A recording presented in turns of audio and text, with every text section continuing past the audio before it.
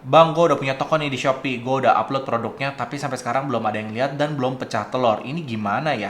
Well, sebenarnya bisa nggak sih sebuah toko baru menghasilkan omset di bulan pertama saat toko tersebut buka? Jawabannya adalah bisa banget, yang kalian butuhkan hanyalah strategi yang tepat. Nah, buat kalian nih yang tokonya pengen omsetnya pecah telur, dan juga buat kalian yang ingin meningkatkan omset dari toko kalian, video yang satu ini cocok banget buat kalian. Karena di video kali ini gue akan share kepada kalian semua pengalaman gue membuka toko baru dan mendapatkan omset hingga 18 juta di bulan pertama toko tersebut buka. Oke, gak pakai lama-lama, langsung aja ke videonya. Let's go!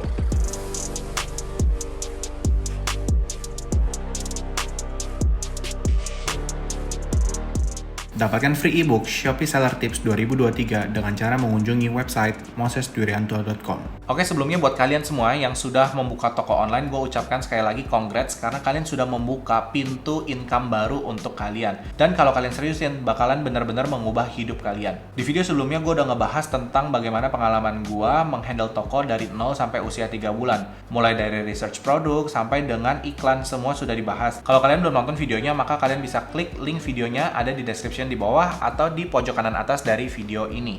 Nah, gue bisa ngerti banget nih buat kalian yang punya toko baru. Rasanya tuh excited banget punya toko online baru, punya etalase, sudah upload produk. Tapi di lain sisi, kita juga punya yang namanya rasa dak-dikduk atau khawatirnya. Ngerasa nggak sabar kapan produk kita bakalan terjual, kapan ada orderan pertama di dalam toko baru kita ini. Seperti yang gue infokan di awal video, gue mau sharingkan kepada kalian bagaimana perjalanan gue membangun toko mulai dari nol dan gue bisa mendapatkan omset sebesar 18 juta di bulan pertama toko itu dibuka. Tapi tentu aja, gue kasih disclaimer dulu, masing-masing toko memiliki performa yang berbeda-beda. Masing-masing toko memiliki produk yang berbeda dan memiliki operasional yang berbeda-beda, sehingga nggak bisa disamakan. Video kali ini sifatnya hanya untuk sharing pengalaman aja ya guys. Ada toko yang di awal mulai buka, omsetnya itu kecil, tapi di 1 tahun setelah dia buka, omsetnya itu melejit dan besar sampai ratusan juta per bulan. Jadi jangan khawatir, karena 1 bulan pertama itu tidak menentukan masa depan dari toko kita. Asalkan kita tetap konsisten untuk improve dan optimasi toko kita, maka hasilnya pasti tidak akan mengecewakan guys. Yuk, di video kali ini kita belajar sama-sama.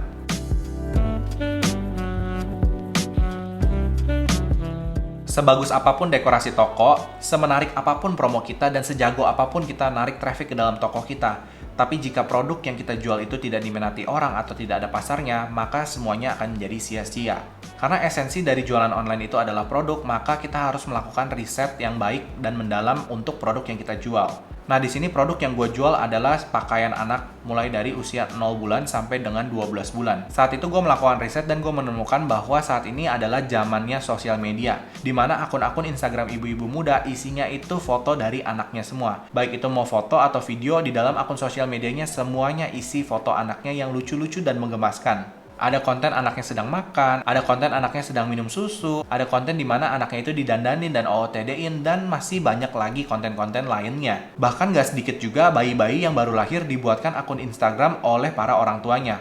Mungkin mau dijadikan influencer sejak dini kali ya. Tapi gue yakin yang punya anak itu pasti akan ngerti, karena momen saat anak kita kecil itu nggak akan terulang, sehingga yang kita inginkan adalah mengabadikan momen tersebut, baik melalui foto maupun melalui video. Nah, di saat yang sama, saat itu gue juga baru dikaruniai seorang anak. Nah, kebetulan anak gue juga cewek. Kami berdua, gue dan istri, sama-sama mencari pakaian-pakaian lucu untuk dipakaikan ke si kecil dan kita abadikan momennya menggunakan foto. Tapi problemnya, kebanyakan baju-baju yang ada di pasaran itu kurang menarik dan juga mainstream. Bahannya kasar dan gak nyaman dipakai untuk si kecil. Nah, di situ gue melihat sebuah problem yang dimana gue bisa menjadi solusinya. Ada sebuah kebutuhan yang belum terpenuhi dengan market yang begitu besar. Oleh karena itu, gue memutuskan untuk menjual pakaian anak mulai dari usia 0 bulan sampai 12 bulan, di mana pakaian tersebut sebenarnya adalah kostum berkarakter yang lucu, ngegemesin, dan nyaman dipakai untuk si kecil. Orang tua yang suka banget nih foto-foto anaknya pasti melihat produk kita ini sangat lucu dan menggemaskan. Mereka sudah memiliki imajinasi kalau anaknya menggunakan produk atau pakaian yang kita jual ini pasti akan menjadi lucu. Karena memang betul, pakaian yang kita jual ini cocok banget untuk OOTD dan cocok banget untuk si kecil di foto-foto. Tentu saja, kalau sudah difoto sama orang tua, pasti nggak akan cuma disimpan di galeri. Mereka pasti akan upload ke akun sosial media mereka seperti Instagram. Tentu saja kalau misalkan diposting di Instagram, maka biasanya mereka akan tag brand dari produk tersebut sehingga dapat membawakan traffic organik ke dalam toko kita. Atau mungkin kita juga bisa mengingatkan mereka melalui thank you card dengan call to action untuk tag kita di Instagram. Intinya, produk yang kita pilih ini adalah shareable product. Artinya, produk ini sangat berpotensi untuk disebarluaskan secara natural atau secara organik oleh para customer kita. Nah, di sini kita sama-sama belajar ya, bahwa hanya dengan pemilihan produk yang tepat saja, maka kita bisa membuat strategi di mana kita bisa mendatangkan traffic secara gratis ke dalam toko kita.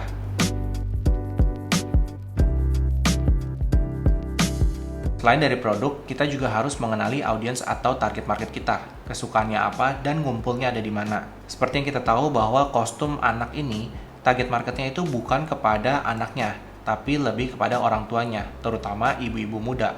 Nah, pertanyaan berikutnya adalah, apa sih kesukaan dari ibu-ibu muda tersebut? Di sini kita harus melakukan riset yang cukup mendalam. Ada baiknya kalau kita juga adalah target market dari produk kita, sehingga kita akan lebih mudah mengerti sudut pandang dari calon customer kita. Di sini target market kita adalah ibu-ibu muda yang kesukaannya adalah OOTD-in anak-anak bayinya nih, yang suka foto-foto bayinya juga untuk mengabadikan momen yang tidak bisa terulang. Oke, pertanyaan berikutnya adalah di mana sih sebenarnya ibu-ibu muda ini atau target market kita ini ngumpul? Kalau mereka adalah orang-orang yang suka OOTD-in anaknya dan foto-foto anaknya, otomatis mereka adalah orang-orang yang berkumpulnya di sosial media seperti Instagram. Kenapa sih penting untuk kita tahu di mana mereka berkumpul? Dengan kita tahu mereka berkumpul di mana, maka kita akan dengan mudah bisa membuat konten yang kita targetkan khusus untuk mereka. Oke, sekarang kita udah tahu beberapa hal penting. Yang pertama adalah produk kita itu kostum anak yang lucu, ngegemesin, dan juga memiliki kualitas tinggi sehingga nyaman dan aman sekali digunakan untuk si kecil. Yang kedua adalah target market kita itu ibu-ibu muda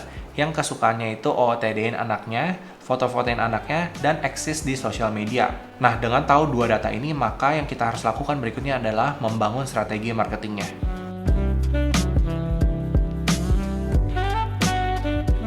Oke, di sini strategi marketing yang kita gunakan itu adalah endorsement. Endorsement simpelnya apa? Kita memberikan sampel produk kita kepada influencer di mana mereka akan menggunakan produk tersebut dan mereview produk itu serta mempostingnya di sosial media. Kebanyakan influencer-influencer besar itu meminta kita untuk membayar biaya endorsementnya. Tapi juga ada influencer-influencer kecil yang tidak meminta biaya endorsement. Di sini gue juga mau kasih tahu kalau influencer itu juga dibagi berbagai level. Level nano, mikro, makro, dan juga mega. Semakin banyak jumlah followernya, maka akan semakin besar biaya endorsementnya. Semakin rendah followernya, maka biaya endorsementnya akan semakin murah atau bahkan bisa juga nol atau free. Untuk endorsement, apakah kita harus menggunakan influencer papan atas yang harganya mahal-mahal? Jawabannya enggak. Kita sesuaikan dengan kebutuhannya kita. Kalau memang brand kita itu mau dilihat atau dikesan sebagai brand yang mahal atau luxury atau elite atau premium, maka kita bisa menggunakan influencer-influencer besar. Jika tidak, maka kita bisa menggunakan influencer-influencer dengan follower yang cukup banyak tapi tidak terlalu besar, misalkan di level nano ataupun juga level mikro. Soalnya belajar dari pengalaman gue juga bahwa influencer dengan follower banyak itu tidak menjadi jaminan hasilnya akan bagus. Gue juga punya pengalaman di mana gue membayar influencer 10 juta untuk membuat satu buah video dan hasilnya hanya membuahkan 4 buah orderan. Sangat amat sedih ya, karena biaya endorsementnya aja nggak bisa nutup. Jadi untuk strategi kali ini kita akan menggunakan nano dan micro influencer yang mana followernya itu masih di bawah 100.000 followers dan biasanya memiliki engagement yang tinggi dengan para followersnya. Bisa dikatakan hubungan antara influencer dengan followernya itu cukup dekat sehingga rasa kepercayaan di antara mereka itu lebih kuat. So di awal-awal kita memang sudah mengalokasikan sejumlah produk dan juga dana untuk kita gunakan untuk endorse para influencer tersebut. Tapi ternyata banyak dari mereka juga yang tidak meminta biaya tambahan. Asalkan mereka bisa memilih varian dari produk sampel yang akan kita berikan kepada mereka. Biasanya, influencer itu tidak meminta endorsement fee jika harga produk yang diberikan itu cukup tinggi. Dalam kasus ini, harga produk yang kita jual itu ada di range 200 ribuan. Jadi ada sebagian besar dari influencer itu kita kerjasamanya barter produk dengan konten yang mereka buat, alias free dan tidak ada biaya endorsementnya. Nah, selain daripada endorsement ini, marketing strategi yang kita lakukan lagi adalah fokus kepada customer experience-nya.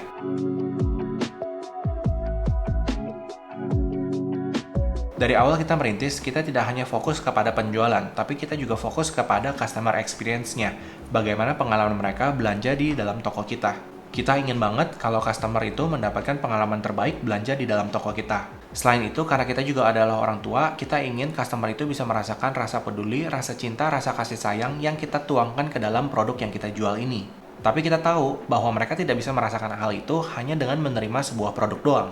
Oleh karena itu, kita membuat konsep SOP di mana setiap kali ada order masuk, maka kita akan menanyakan kepada mereka nama dari anak mereka untuk dituliskan di dalam thank you card. Tidak hanya itu, kita juga membuat video packing khusus untuk para customer dan kita edit menggunakan background music yang soft, yang menenangkan, lalu kita post di sosial media. Sehingga mulai dari packing sampai video packing, semuanya dipersonalize khusus untuk si kecil. Dengan begitu, customer bisa merasakan seberapa care atau seberapa peduli kita terhadap produk yang kita kirimkan ke customer. Dan ternyata, cara ini berhasil untuk meningkatkan kepercayaan para calon customer lainnya untuk belanja di dalam toko kita.